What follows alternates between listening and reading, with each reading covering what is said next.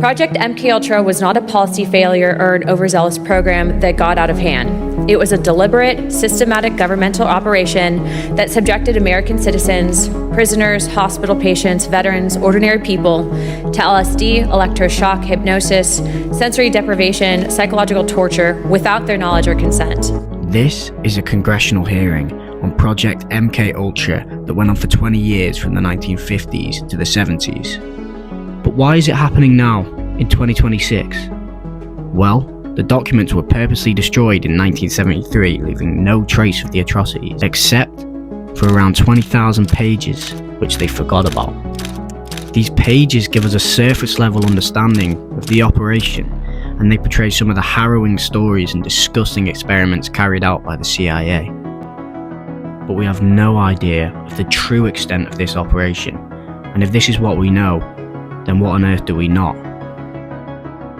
This is the untold story of Project MKUltra.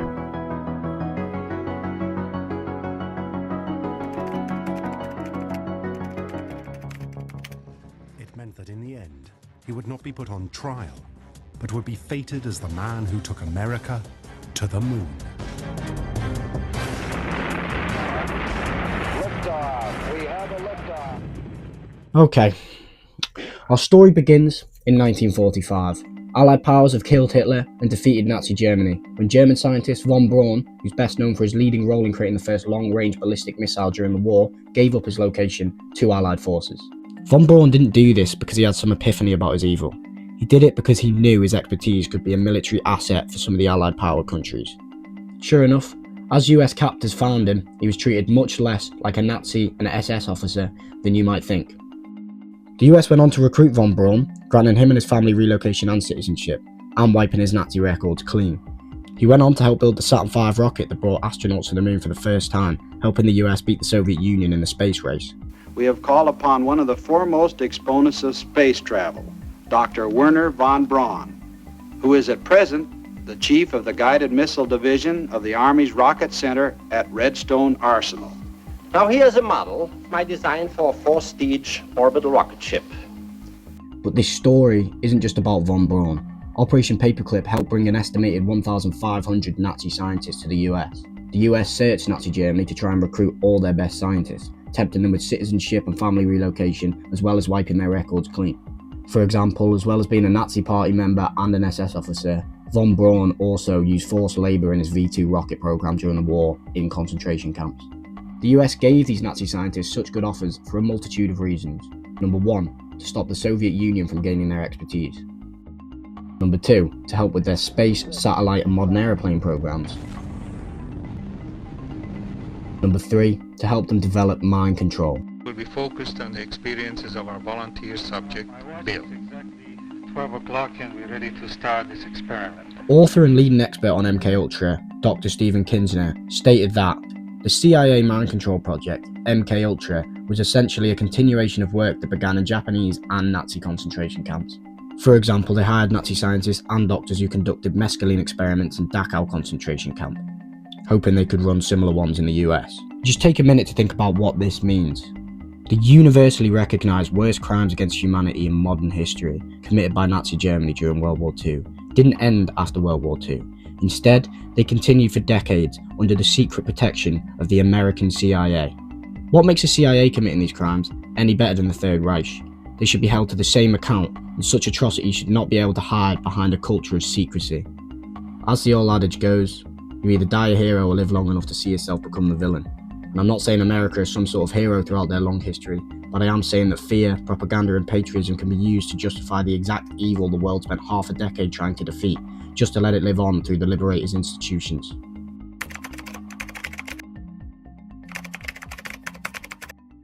Okay, we've established that the US shamelessly brought over 1,500 Nazi scientists to the US. But let's get back to what you really clicked on the video for, MKUltra. Why did the US want to control minds so badly all of a sudden? Well, the project didn't really come out of nowhere. To understand why, we must dive into the Korean War. It's 1950, and after World War II, Korea is divided by this line, called the 38th parallel. The communist, Soviet Union-backed North invaded the non-communist US and UN-backed South, and a proxy war broke out in the early Cold War. After the early success of the North pushes the Southern forces into this small area of the country, the US and UN involvement pushed the Northern forces back to near the Chinese border. Another advancement led back to the 38th parallel. An armistice was then signed in 1953, and a little side note, there was no peace treaty ever signed, meaning technically the Koreas are still at war. Neither of the two leading negotiators make any sign of greeting. However, after the armistice, American prisoners of war enacted strange behaviour, often making false claims about the US use of germ warfare, refusing to return to the US, and coming home completely unrecognisable from their former selves. This led the US into believing that the Soviets and the Chinese communist enemies had access to mind control. And in the geopolitical climate of the Cold War, this was a huge deal for America.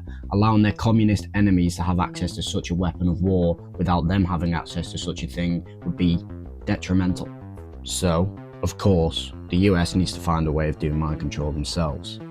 In 1953, Alan Dulles, head of the CIA, launched Project MKUltra to attempt to figure out how to control minds, appointing Sidney Gottlieb as director of the program.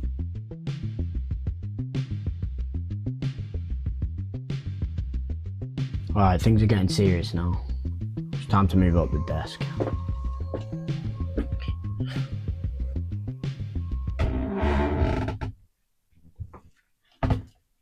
Much better. Much more room up here. So far we've established who was involved and why it began, but it's time to get into what actually happened. In this section, I'm going to explain 3 cases: the death of Frank Olson, the Lexington Penitentiary LSD case, and Operation Midnight Climax. Due to the overwhelming majority of the files being destroyed in 1973, these 3 cases are just a few out of thousands of similar or even worse cases. However, they're incredibly important of helping us build a picture of the entire operation and what the CIA's aims and actions were. Frank Olson was a US scientist who worked on the secret biological warfare program during World War II. His work mainly involved aerosol technology development to harm enemies. For example, Olson co-authored a study called Experimental Airborne Infections, which explained experiments involved in infectious agents. In another example of his work, in 1949 he travelled out to the Caribbean to experiment with toxins that were deemed too deadly for US territory. At this point, Olson was recruited for the Special Operations Division of the Army and later became chief. Whilst in this role, he developed lethal aerosols in handy-sized containers, which were disguised as shaving cream and insect repellent. They contained agents such as staph enteroxin, encephalomyelitis, and anthrax. It's important to note, although this division was formerly part of the Army, it operated as part of the CIA. It was through this division that he first met Sidney Gottlieb, the director of MKUltra. It was here Gottlieb would direct Olson into running experiments involving gassing or poisoning animals. At this point, although Olson wasn't doing experiments on humans himself, he was witnessing human torture and suffering. Throughout the year of 1953, Olson had witnessed some disturbing deaths and experiments going on in German safe houses. This enhanced existing feelings of guilt and doubt that Olson had over the experiments. In November 1953, Sidney Gottlieb would invite Olson to a routine retreat in which CIA heads and Army scientists would often meet to discuss the operation. However, this was far from routine. Several of the guests, including Olson, were drugged with LSD through their beverages. In the moments after, it was announced to the victims what had been done to them, and outrage kicked in. But not long followed the psychological effects of LSD. The meeting ended and members went their separate ways. But this experience changed Olson. In the days after the event, he was all shook up and a very different person. He was often asking his boss to sack him and thinking about quitting. Hearing and seeing of Olson's state, Gottlieb ordered him to a psychiatrist who went by the name of Abramson. After seeing and speaking to Abramson, Olson boarded a flight to go back to Washington DC to see his wife and kids. However, on the journey from the airport to the family house, Olson ordered the stopping of the car. He said he felt too ashamed to go and see his family, so both Olson and Abramson spent the night in one of Abramson's houses. After discussion with Abramson, Olson agreed to become a voluntary patient at a Maryland sanatorium, so the pair drove back up to Manhattan. It was here they'd spend the night at the infamous Statler Hotel, and at approximately 2:25 AM, there were reports of a man falling out of a window. The death was initially framed as a suicide, The family had no choice but to accept the sudden loss and return to their lives for 22 years, until 1975, where the Washington Post published this newspaper report exposing the CIA's use of LSD on Olson before his death. The family filed a lawsuit against the CIA, and Richard Ford later invited the family to the White House to formally apologise, and they settled a $750,000 payout. James Starrs, a forensic pathologist, studied the body in 1994 and found evidence of Olson being struck with a stunning blow before his death. Evidence began to pile up that this was a murder of a potential CIA whistleblower, and his son, Eric, stated that Frank Olson did not die because he was an experimental guinea pig who experienced a bad trip. He died because of concern he would divulge information concerning a highly classified CIA interrogation program. There was never a case, as evidence wasn't conclusive, and by this point, most suspects were dead. For this next case, I've researched using John Mark's book The Search for the Manchurian Candidate, but rather than tell you, I think this time it might just be better to show you. Let's take a look. Here, I've got information for experiments that took place in a penitentiary in Lexington, Kentucky. It states that, if they volunteered for Isbell's program, they would be rewarded either in drug of their choice or in time off of their sentences. He kept 7 men on LSD for 77 straight days. Victim and now journalist Thompson delighted and frightened his readers with accounts of drug binges lasting a few days, during which Thompson felt his brain boiling away in the sun, his nerves wrapping around enormous barbed wire forts, and his remaining faculties reduced to their reptilian antecedents. Even Thompson would shudder at the thought of 77 straight days on LSD.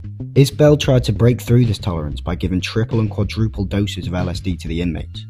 One prisoner even lied about his age to get in, claiming he was 21. Mark states that one day he took something in a graham cracker. No one ever told him the name. He said, "It was the worst shit I'd ever had," and he hallucinated and suffered for over 16 hours. "I was frightened. I wouldn't take it again." Still, Flowers earned enough points in the experiment to qualify for his payoff in heroin. Most of these experiments were done on African American segregated incarcerated people, because they were seen as expendables in society that could be lost for the greater good of the whole nation. To me, the remarkable aspect of that Operation Midnight Climax was that there wasn't even the pretense of scientific experimentation. Operation Midnight Climax was a twisted experiment involving hiring prostitutes to lure unsuspecting men into CIA safe houses disguised as brothels before they were drugged with LSD without their consent and watched in their sexual activities. Here are some of the pages containing information on that. White went out and bought items that gave the place the air of a brothel. He also had a portable toilet set up behind a two-way mirror where he could watch the proceedings, usually with a drink in hand. And from his perch atop the toilet seat, George White could do no more than make surface observations of his drugged victims. The person watching behind the one-way mirror was a grossly overweight drug officer sitting on a portable toilet and drinking cocktails out of a pitcher. There was nobody there that was a scientist or somebody who understood sexual behavior or human psychology. The CIA would hire prostitutes and give them around $100 a day. It's not very clear what, if anything, there was to be achieved from this experiment, but it does show a disgusting abuse of power within the CIA. Another type of experiment of note was using induced comas on victims before playing negative messages on looped audio to their ears for weeks and sometimes even months. The main psychiatrist orchestrating this experiment was Dr. Ewan Cameron. Its aim was to destroy someone's existing mind and personality so that they could insert a new one, a manipulated one, into their brains afterwards.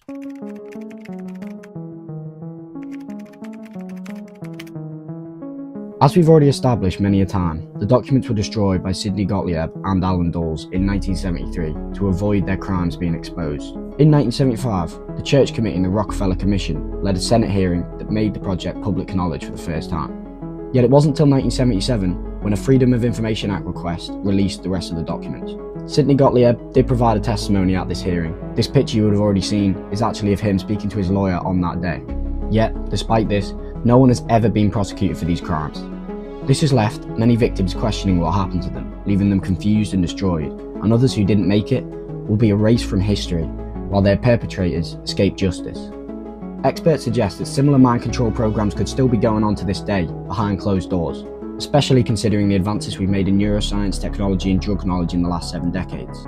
Project MKUltra is a real example of how governments can use nationalism, patriotism and fear to justify such horrible crimes.